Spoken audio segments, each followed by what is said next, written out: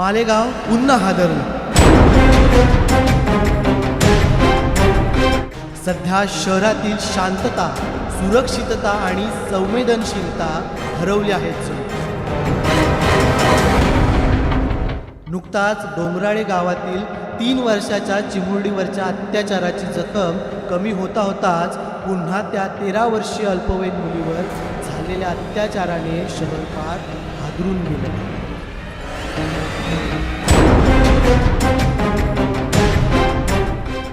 मुलीचं बालपण एवढं असुरक्षित झालंय असा सवाल निर्माण होतोय.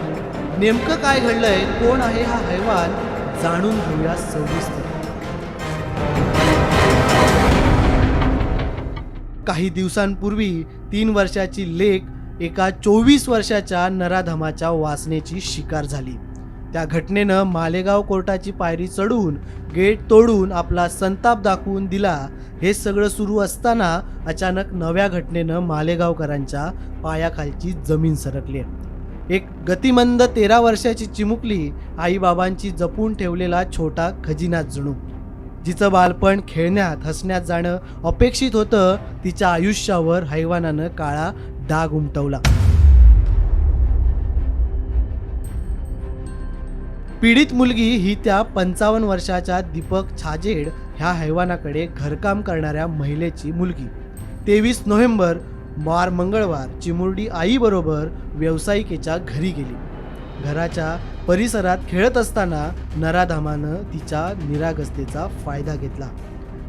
तिला आमिष दाखवलं, स्कूटीवर बसवलं आणि गेला एका निर्जन स्थळी त्या गतिमंद जीवाशी क्रूरपणे अत्याचार करायला. वैद्य हॉस्पिटल परिसरातील मुलीला नग्न अवस्थेत बघून आईबापाच्या पायाखालची जमीनच सरकली. मुलीला वाहनावर बसून घेऊन जाताना काही लोकांच्या निदर्शनास आलं आणि प्रकरणाचा भोपाटा झाला. पीडितेच्या वडिलांनी छावणी पोलीस ठाण्यात तक्रार केल्यानंतर नराधमाला तत्काळ अटक करण्यात आली.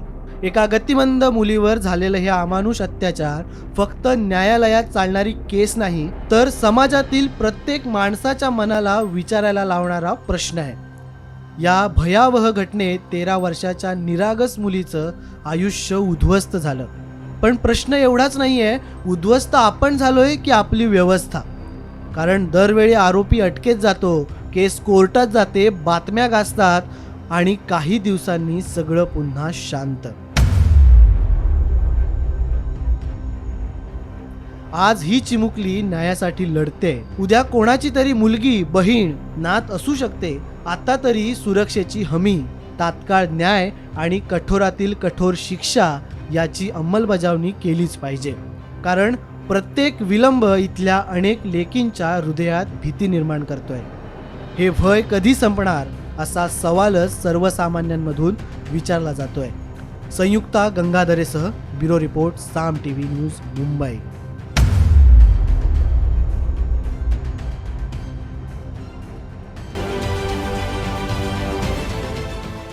देश विदेशातील प्रत्येक घडामोडींचे लाईव्ह अपडेट मिळवण्यासाठी आता साम टीव्हीच्या सर्व सोशल मीडिया प्लॅटफॉर्मला लाईक, फॉलो आणि सबस्क्राईब करा. तसंच सर्व नोटिफिकेशनसाठी बेल आयकॉन प्रेस करायला विसरू नका.